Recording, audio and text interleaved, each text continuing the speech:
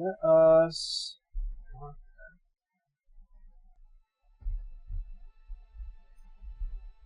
Let's jump into it. As the eyes of the world descend. Late into the night of Acelcium. Cool. Slightly bitter.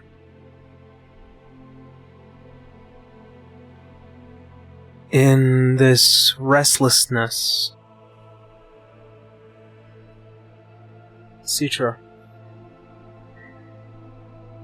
you toss and turn throughout the night. Panic and pain. An everlasting memory that has haunted you this past year as time has pushed forward.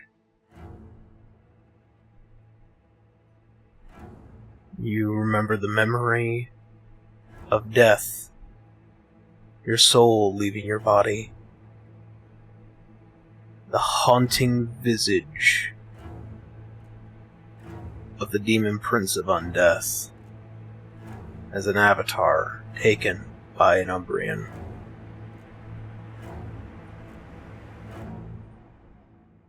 And panickingly, you awaken in the middle of the night.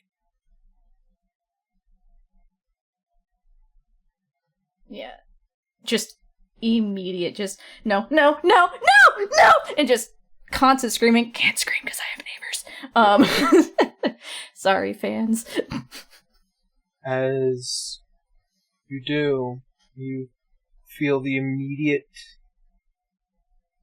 touch of your partner as Dagex wraps his arms around you. Shh. It's okay. I'm right here. Yeah, as soon as she's conscious and is aware and grounded by him, she's just holding on to him, just shaking, but like right now her hold on him is like a vice. Just afraid if she lets go, she's gonna slip right back into it. Just shaking her head, there's tears on her face. I'm sorry. I'm so sorry. It's alright. It's been happening less. It's just... it's normal. It doesn't feel normal.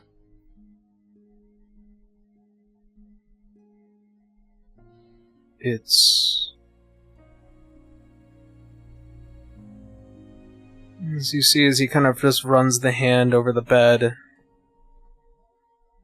it's soft. That's usually the problem. You fight for so long, you feel the beds are too soft, and everyone walks around you like porcelain. So it's normal for us. She nods. Just her grip is slowly just letting up. Not letting go of him, but like she's not like gripping him like her life's about to just slip away like it was in the dream.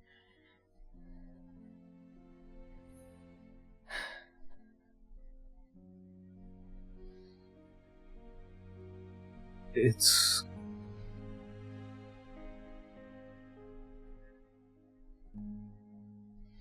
for people like us, we don't sleep easy when our lives are so unfriction. Just used to all that trauma and then it just stopped. But it doesn't feel like it did. You end up taking the war home with you.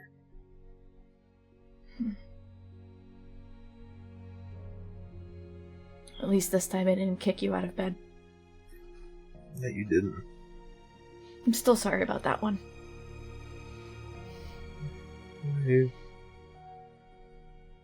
I had a feeling.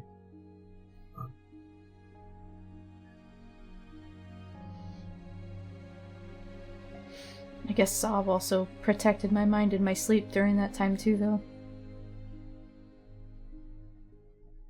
As scary as he was, I didn't really have nightmares either when he was around.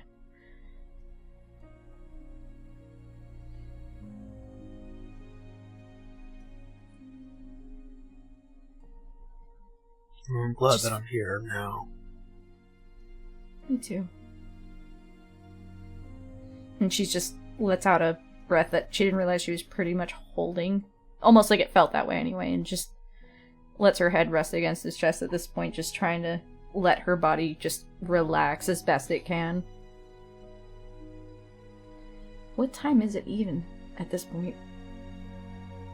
Kind of just looking out towards the windows. It's pretty early in the morning. I don't feel I can go back to sleep, though.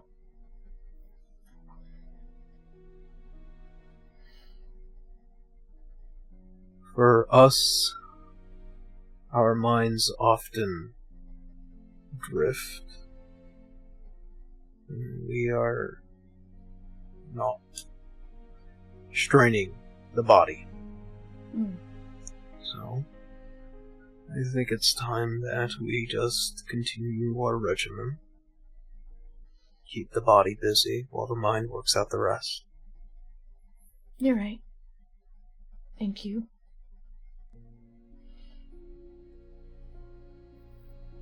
I don't know what I'd do if I didn't have you here. I worry about you if I wasn't. I'd be worried about you too. Getting into trouble. I know you have. Amongst many of the things. Music's a little higher than you, if you can speak a little louder, or it's because you were turned away. Sorry. I was turned away. Okay. Amongst many of the things.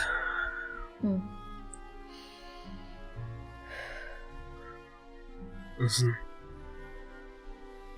I am sure there are other things that we need to keep ourselves busy today. But let's work the body and let the mind figure out the rest. Alright? Alright. I trust you. As both of you find yourselves in the early morning in this private room provided to the diplomats amongst the Adamantine Bastion and Acelcium within the palace of the Sultan. In these early mornings, royal guards and praetorians find themselves working early, moving shifts, a difference of night and day.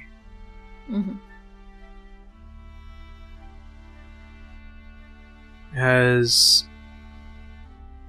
you go and do your morning routines, usual runs, combat training, and then, of course, the many long meetings. The back and forth of what's been happening with Wallenstein and their crusades, especially to their efforts in the north of Acelcium, as you are aware, and the ever so few meetings with the notable diplomats that come from the Adamantine Bastion aside from yourself to provide knowledge and updates. Mm-hmm.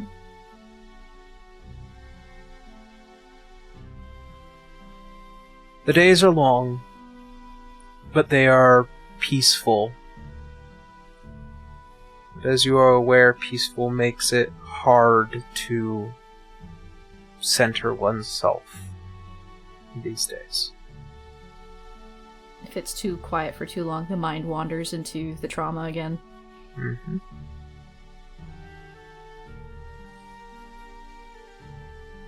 And as quickly as the day begins, you find yourselves back home, resting,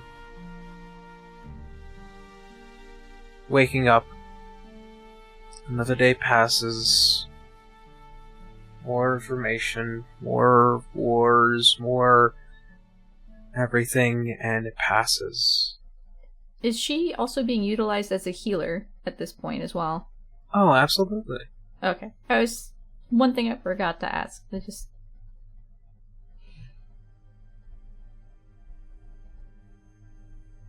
As the next several days pass, it's over and over and over again.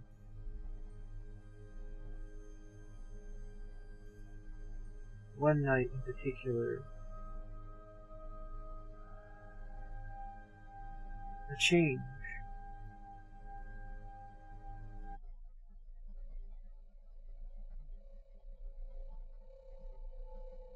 This dream is not familiar to you, as most are either of what had happened in the Black Citadel or the memories of Sov, or nothing. Tonight is different. You find yourself in a blackened void. Humming, yet comforting. And there's nothing around, it's just a void. Just a void. But she's aware that she is herself even in a dream right now. It's like a waking dream. Yeah. The last time she had those, that was with Sov, so this is a little confusing. She'd be looking around expecting to hear something, see something, and after a while she would call out and just, "Hello? Is anybody there?" As it echoes out, you look around anywhere before you see a thin, white sheet of a veil flowing downwards towards you. I mean, it's just a sheet, so I don't think she'd be too, afraid of it. She'd just, I guess, if anything, reactively reach up to catch it, I guess. Like, if it's just falling out of I guess, quote-unquote, the sky, but, As you go to reach out towards it, it moves away from your hand. Okay. As it descends even further, you swear, whilst thin, there is a figure under it. There is this dull blue glow where the eyes are, and a very ambiguous form, ambiguous and androgynous under this veil. So aside from the eyes, there's nothing else that's sticking out, is in other words. Just tilt her head at it, just confused, can you hear me?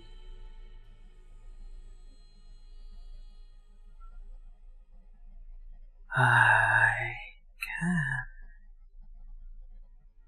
Who are you?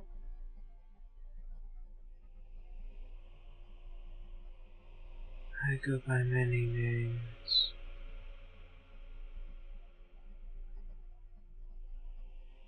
But I can reach you. Neither Celestium or Infernal. No.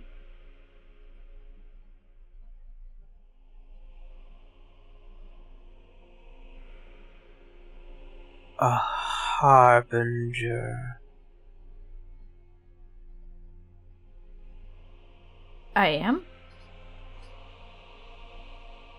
Yes. Of what? A new age. Does it sound like it goes along with what Erithus had also been telling her? Like, does it feel that way, the way it's being said to her? You can't get a feeling off this thing at all. It's like a void. Yeah. I'm sorry, I know you say you go by many names. Can you at least give me one?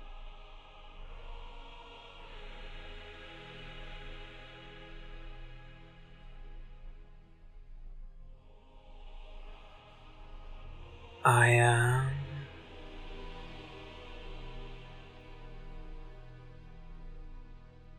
Unity. Okay. I'm Citra. It's nice to meet you, Unity.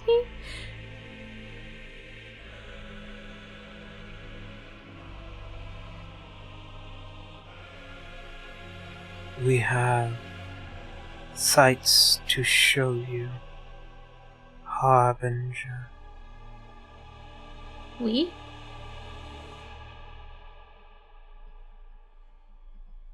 Many of us, yes.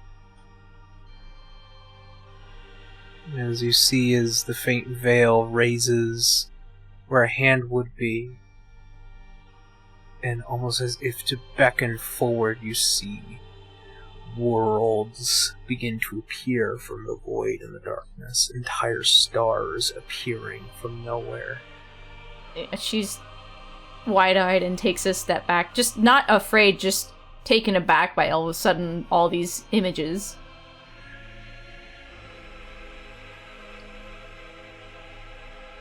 I am Unity.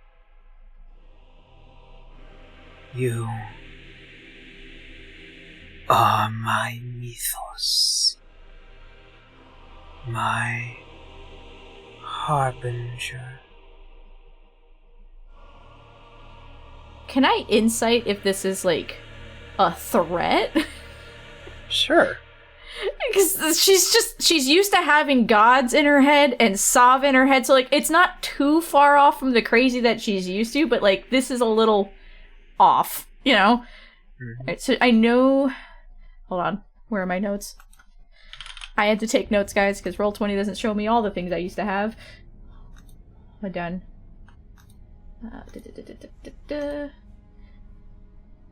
Alright, she doesn't have advantage on it, but she's got a +8 in it, and it's proficient. Alright, cool. Sorry, just want to make sure I wasn't missing something. Alright, I rolled another 5, it's 13. Wow! Nothing's changed since Black Archives. And I'm rolling a physical dice, guys. This is no longer D&D Beyond, because never again. Right. That double one will haunt me forever. Okay.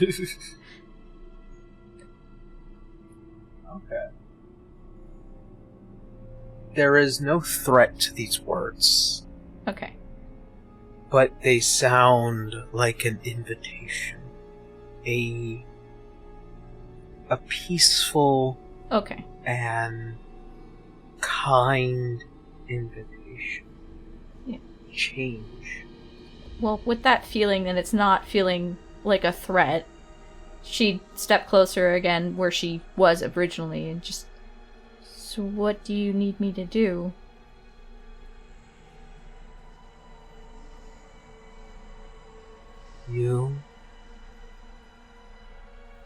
You will seek my final weapon. final weapon? Where? Yes. He will come. Golden. And beautiful.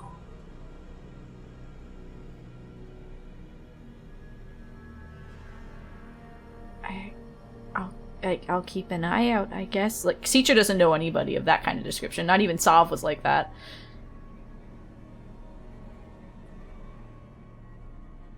How will I know where to look for this person? Destiny will guide you. Oh. Okay. Again, had she not gone through what she had through Black Archives and all this happened to her, this would have been insane to her back then. But this is normal, almost. Like, she doesn't feel like she needs to panic. Which should panic her a little, you know? As the veil moves close to you, you are haunted mythos. Well, you are in my head, so... You're right. Such fears and nightmares. With me, you will no longer need to feel such terror. I can take this pain away. At journey's end. I don't want to forget, though. You will not forget. You will not feel pain.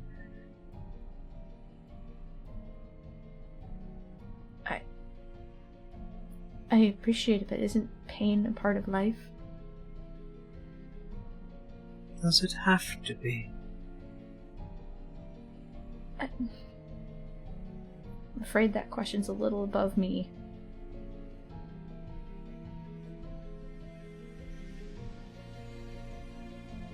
You will come to an answer in time. If you wish to be free, if you wish to no longer bear the burden, this fear, this pain, reliance, be free. Be strong.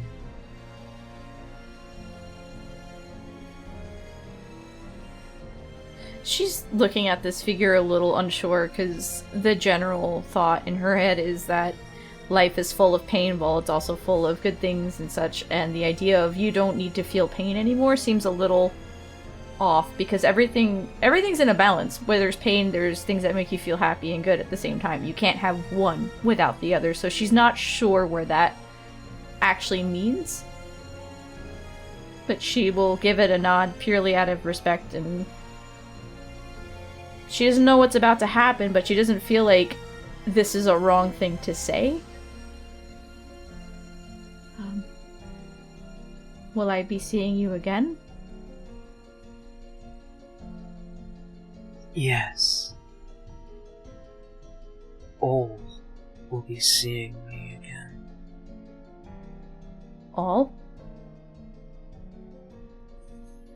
See as the veil floats down, as it touches the void, it sinks, becomes blackened and fades. Okay then. It's like just that long stare and blink, blink, just, alright, that happened. And the night comes to... And this time without a waking scream. I'm assuming. Just normal.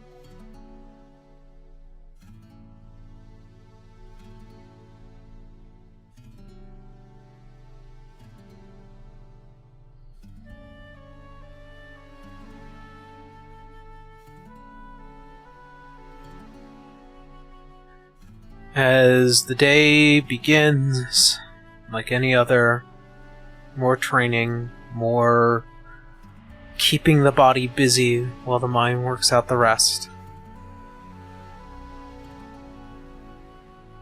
And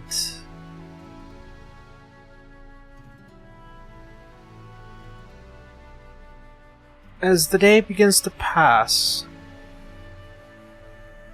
and night comes and claims the day, the sands as they cool. I'm assuming also spending time with her family. It all just feels very passive. And repetitive. Mm-hmm. Regimented. Mm-hmm. I mean, to be fair, after that kind of a dream, she'd probably every now and again be caught with just a very, like, what the hell did all that mean kind of look on her face. Yeah.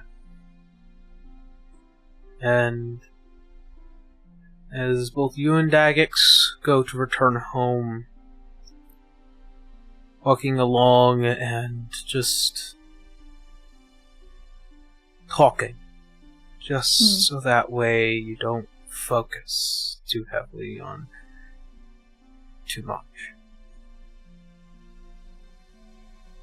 As you guys get close to your guys' door, you notice a familiar visage standing there.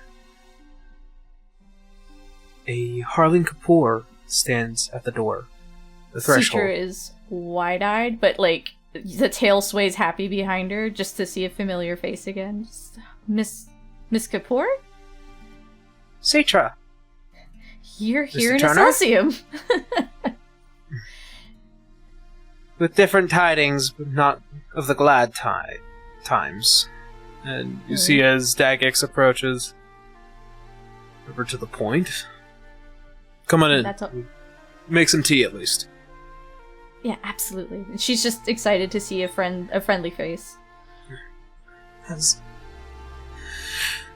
all three of you huddle into this home of yours and begin to make tea and kind of catch up on what's been going on. Asking why Sonos isn't with her. She's staying at the Bastion for the time being.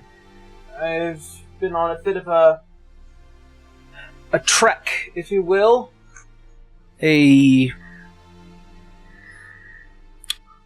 journey of setting things right. Setting things right? You see In what as way? you see as Daggix goes and folds the arms. I have a suspicion it has something to do with that cotton woman. Would Citra have heard about this? No. Okay. She knows the name, though, because of the ending. Yeah, so she just kind of take a minute. She's got expertise in history, so I'd imagine she'd remember. She's like, you mean Azure's kid? Yes. Well, not a child, but a full-grown woman. Well, what happened? If it's okay to ask.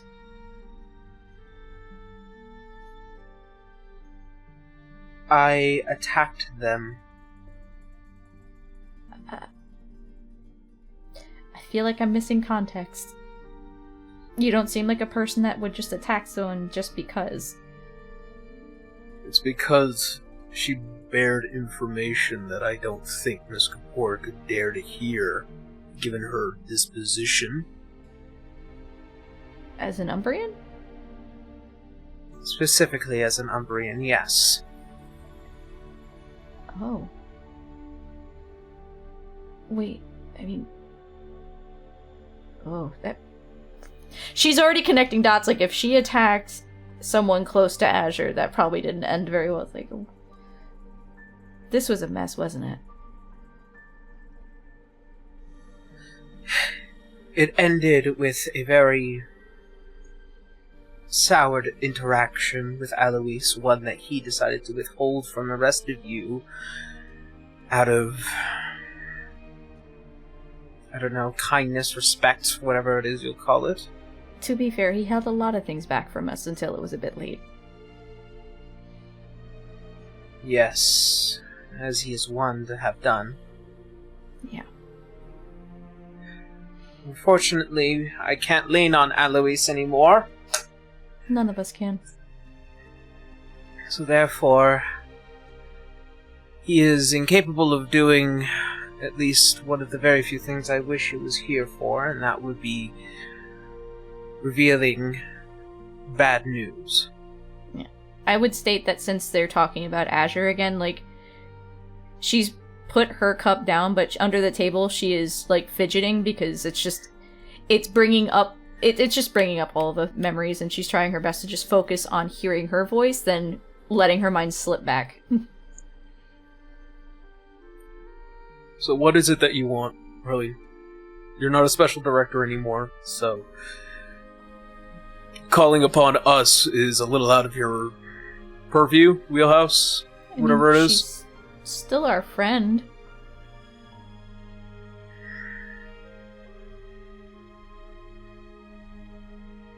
Pragmatic as always, Dagex, and Citra. Yes, I am a friend, but also I'm a friend that lied for a very long time. Whilst I even had my good reasons, it was still something I should not have done. And as we have all learned from Alois, lies only beget pain. It does. So, hence, here to make it right. Or at least on the path to it. I am here as to formally invite the both of you. She goes under the armor and pulls out what looks like to be a letter.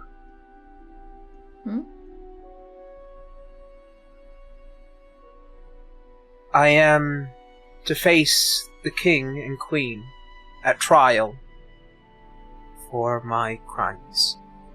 She places it and slides it across the table. Was this crimes? Was this because you didn't say you were an Umbrian, or is this something to do with what you learned from Azure's daughter?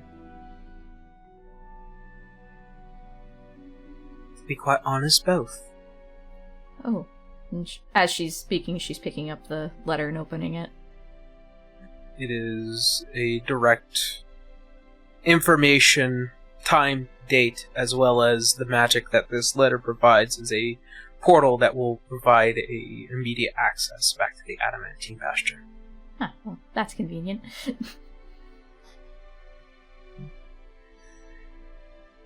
You can thank Haley. I miss her. I hope she's okay. She's doing quite fantastically, believe it or not. That's good. But, all in all, there are things that I have still yet to tell the Metiliuses, and also I have yet to actually face what crimes I have committed. Thousands of years ago they may be. My hand in assisting the fall of Lumeria was still the cause of much turmoil for years to come. It brought about the Lost Age in one way or another. It also ignited the madness within Roya that had caused the desolation of kings in the last few years of the Age of Esoteric. Yeah. So, But as I said to you when I found out when I wasn't supposed to, I believe you're a much better person than you were, and you're not your past, but I understand why this is happening. This will also clear the air for a lot of things that people may not know. Like the Dreadnought. Hmm. Yeah, I remember that.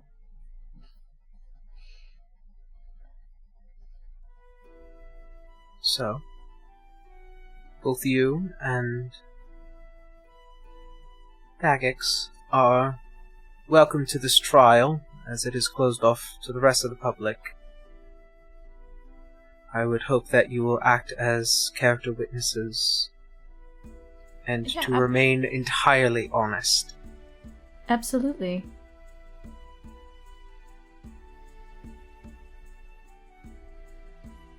And to be fair, I kept a secret from you to the very end too, so I think we're even.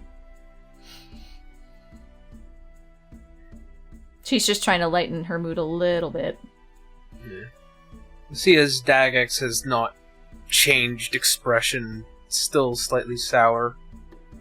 Dagix, what's on your mind?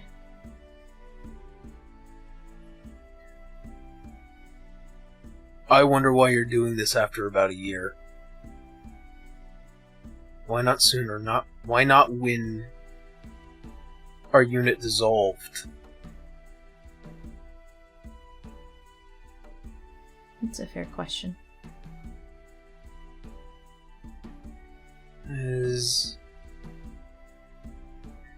See as she breathes out. Because it took a long time just to narrow down many of Aloise's allies. Dr. Salazar was definitely one of them.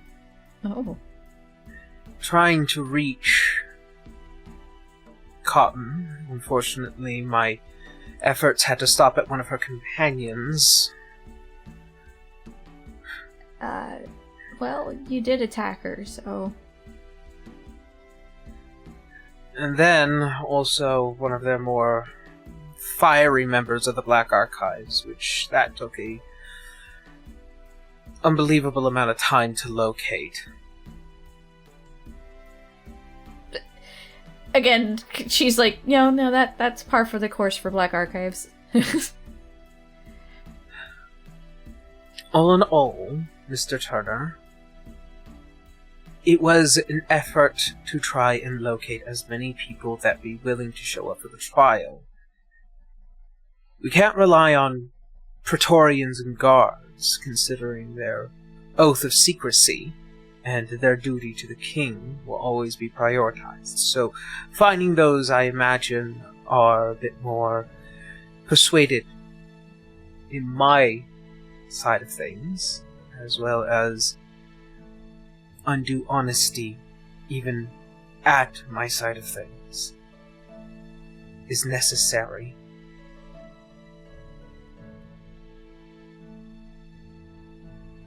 You see as Daggers kind of just rubs the back of the neck a bit. Alright. Fun. She's just like rubbing at some of where she was hit, it's mainly in the chest, but like there are like almost vein-like spots of where that necromantic kind of magic hit her. She's just rubbing at it, just... Regardless, you found who you needed to find in time, and it's still happening.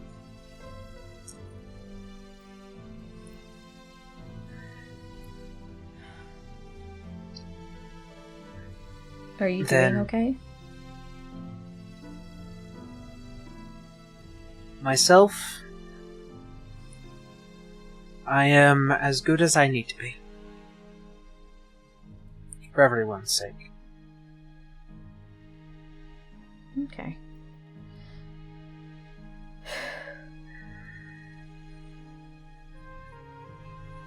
That being said, I believe I might have overstayed my welcome now. Who said Standing that? up. And Citra, just purely out of old habit, reaches a door bag and gives her one of those little sweets, like, for old times?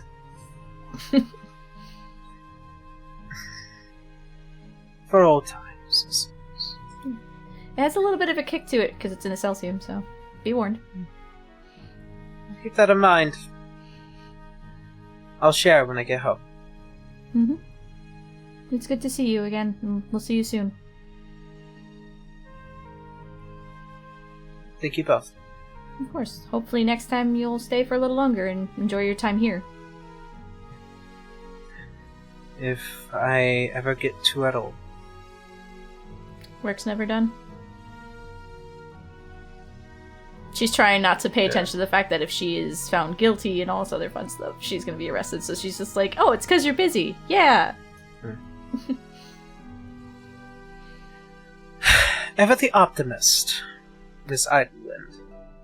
With all the negative around us, it pays to actually have an optimistic view, otherwise you'd never move forward.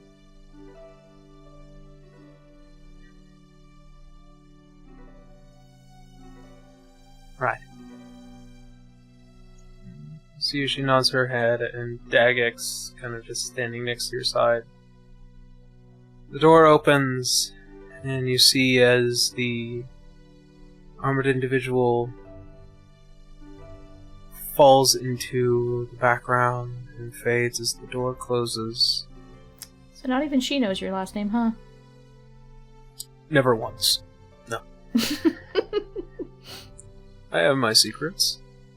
Very few I'm willing to give. It just gives him a small nudge.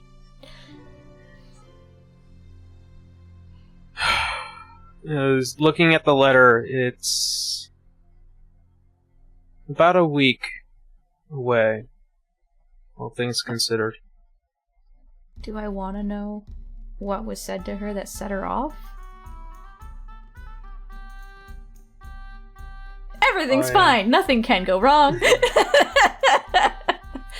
I can assure you it wasn't that.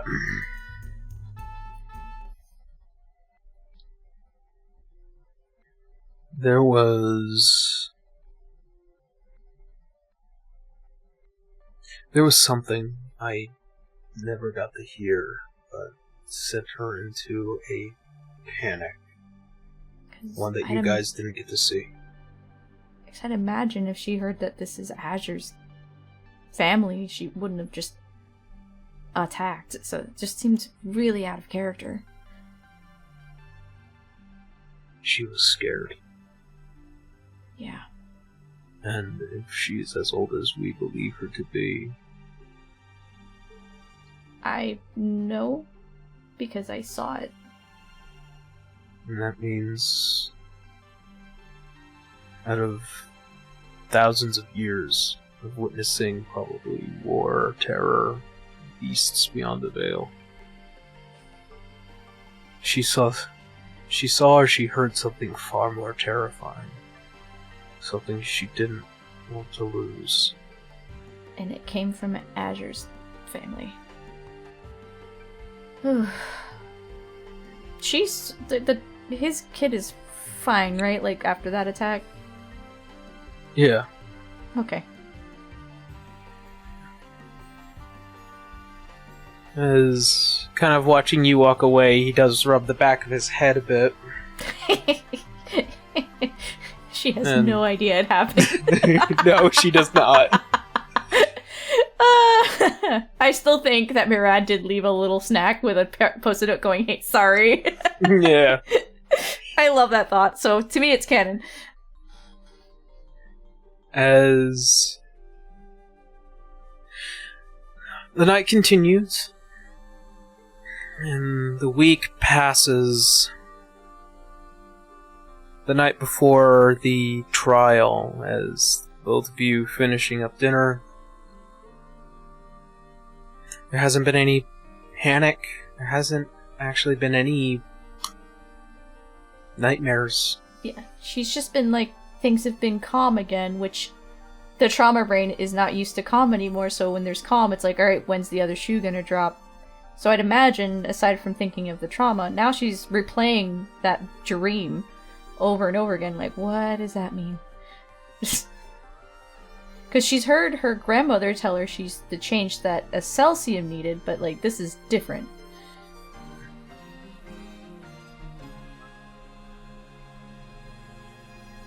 as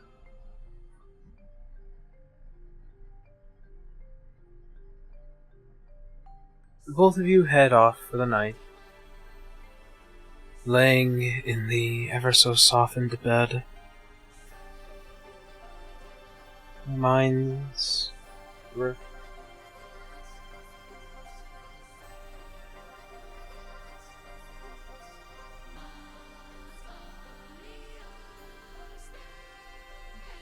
You find yourself sleeping easy until late in the night. You feel a thrashing, and as you hear screaming, as you turn and see as Dagex is wide-eyed and belting into the night. And his body looks like it is reeling and flexing out of terror and pain. Oh, yeah, no, she'd immediately be up trying to get a hold of him. It's just, Dagex, wake up! Just wake up! Yeah. Wake up! And you begin to hear words rapidly as they are reaching you, celestial in nature. And suddenly something reaches into your mind. Sharp, painful images of the sky, of the night. 4 figures before a strange moon. And you see this draconic figure pierced this massive heavy blue scale. A woman cloaked like a raven, pierced as her hand reaches out, barely touching this moon and infecting it as they give their last breath and sighing away. Another, as a massive spike pierced through the eye and head, bow leaving the hand, and moonlight beginning to fade. And lastly, another one through the heart. The familiar visage of your grandmother on your father's side. And you feel the connection of the goddess of Erithus snap.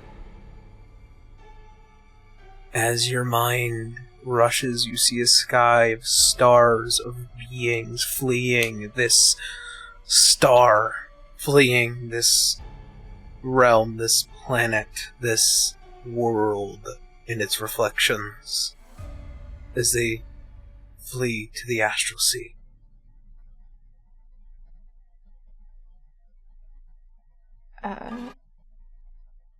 If she's still, like, awake but seeing this, I'd imagine she'd be, like, screeching, but, like, I can't do that, I'm sorry.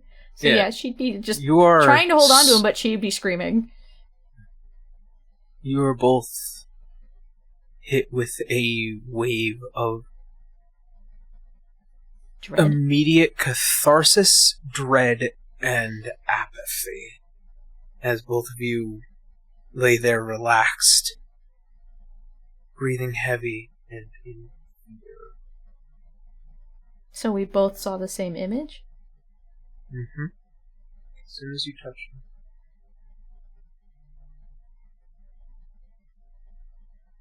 She'd be kind of in a stunned silence, just what just happened, and I guess the body reacting like beyond her, like autopilot. There's tears in the eyes, just not sure how to even feel right now about it.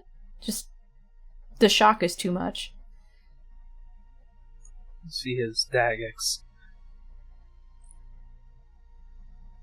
barely regaining consciousness.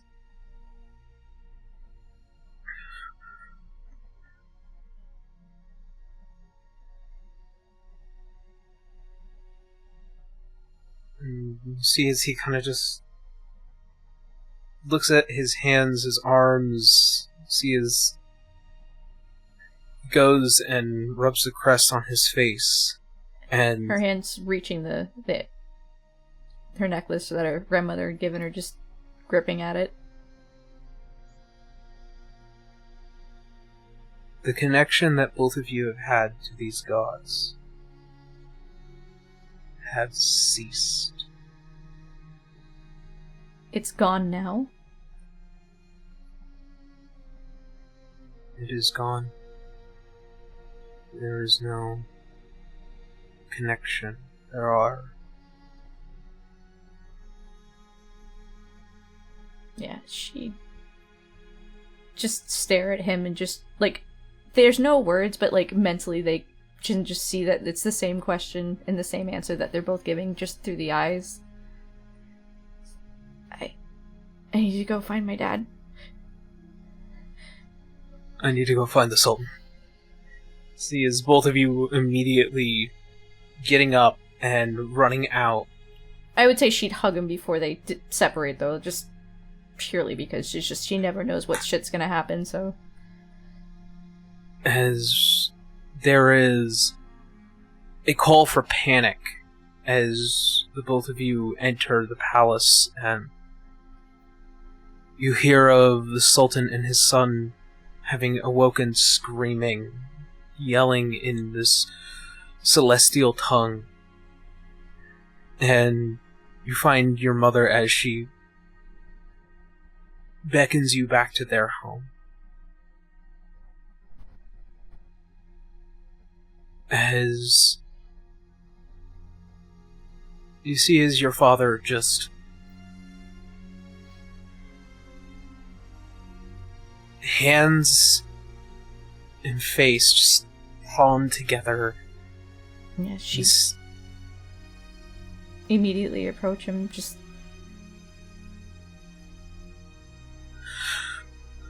Dad.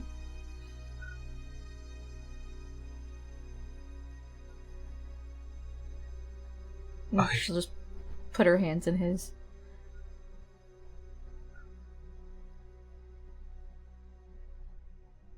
Citra. You saw it too.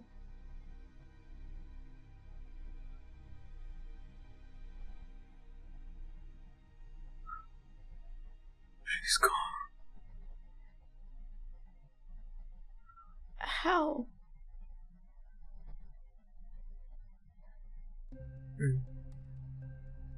You see as Dagex, and as he approaches now, the gods have fled. The ones that why? stay are dead.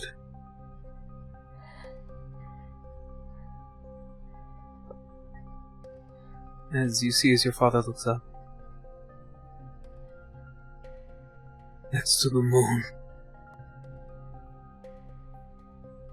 Look to the skies. And see as he gets up and immediately flees to one of the massive open roofs that make that kind of are built atop the palace. As all of you look up and see a fading light of a full moon, but next to it, something just as big, something that was not there before, something that has made its way into this place. But Citra would know what it is. The dreadnought has arrived. Yeah, she'd immediately grip onto Dag's hand in just instant fear. And as you look down, Citra, while everyone else's eyes are locked to the sky, you see, just barely over the palisade walls, the cloaked figure that you saw before.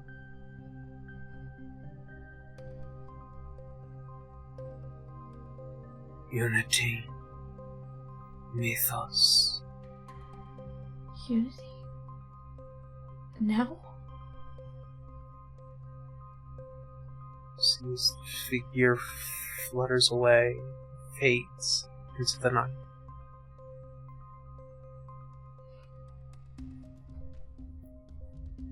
She'll shake her head, because right now that's not something she can deal with. Just... What do we do? Nagax turns to you. I think it's time we hear what's going on from the horse's mouth.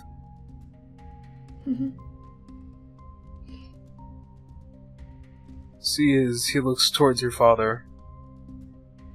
Darian, we head to the Adamantine Bastion tomorrow. Keep things at peace, I'm assured. Keep my daughter safe. I'll be fine, Dad. I'm worried about you. Grandma's gone.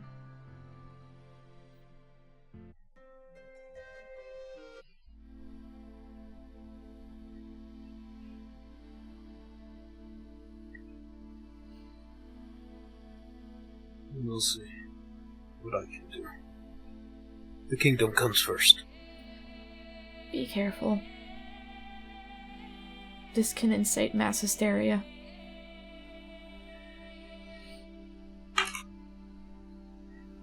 As night continues,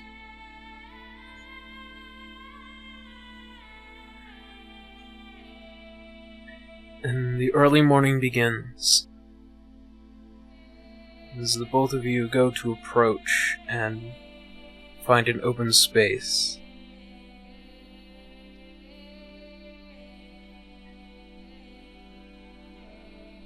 She's got the staff with her this time. It's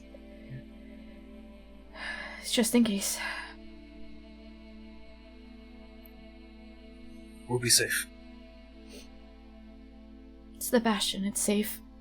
It always has been. She nods. You see as the letter glows and floats, burning away and creating a small portal to the familiar entrance of the Adamantine Bastion's castle. Its kingdom where its king and queen and their family reside. You see as the Sultan, your father, your mother, and many other palace guards, diplomats,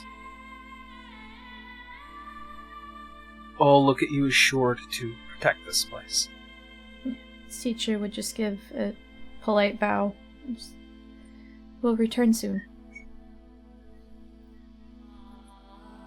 You see as the Sultan looks. Will not be too long. I don't plan to be.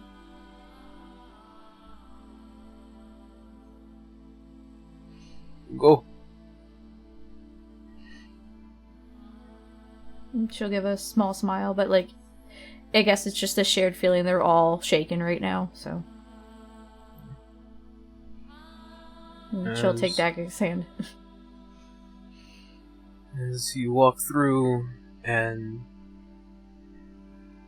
find yourself in the cool and thin air of the Adamantine Bastion. As you walk through the portal, various others begin to walk out of theirs. Some familiar faces, some unfamiliar. And that is what we're going to go ahead and do today's session. Yay!